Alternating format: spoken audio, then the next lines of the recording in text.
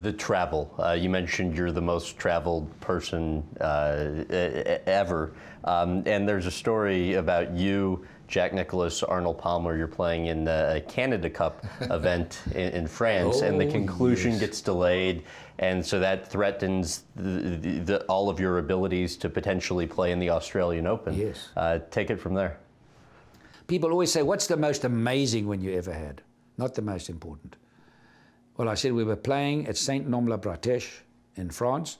We fogged out on the Sunday. Now we've got to play on the Monday. We were scheduled to fly. Why in those days, I don't know why. You're talking about 1965. New York, Los Angeles, Hawaii, Fiji, Sydney, Melbourne.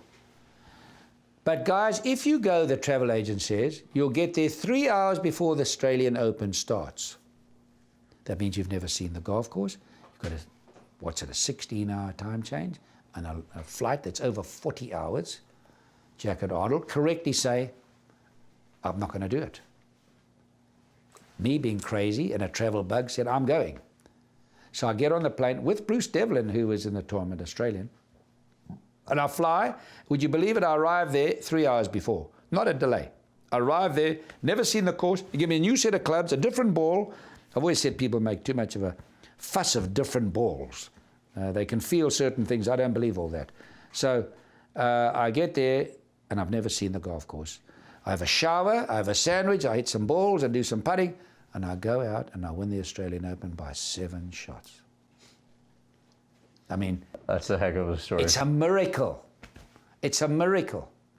Imagine if these American pros, Nicklaus, Palmer, Trevino, Watson, Raymond Floyd, Hale Irwin, you can go down the line of all these, Billy Casper, all their, and if I leave somebody's name out, I'm sorry, but all these good players in my time, if they had to travel 40 hours from South Africa 5-6 times a year, okay?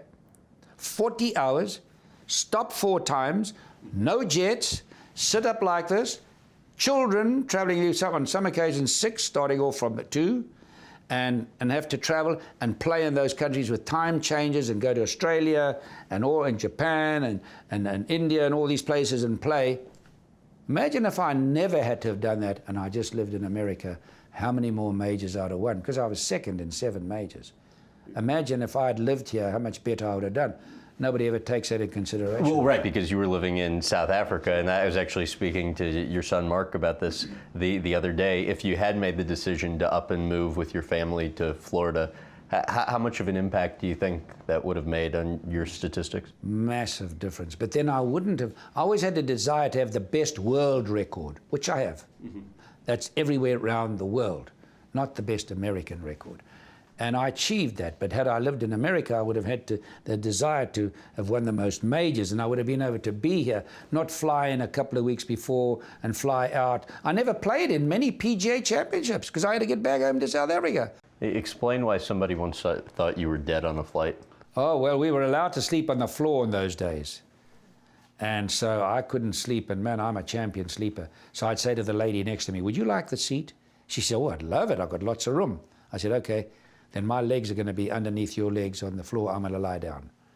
And one time I was flying to Australia, and the lady called the hostess over. She said, you know, this man's dead. You better do something about it. She thought, because I never moved. I lay there and slept on that floor, which, I mean, last night I slept 9.5 hours.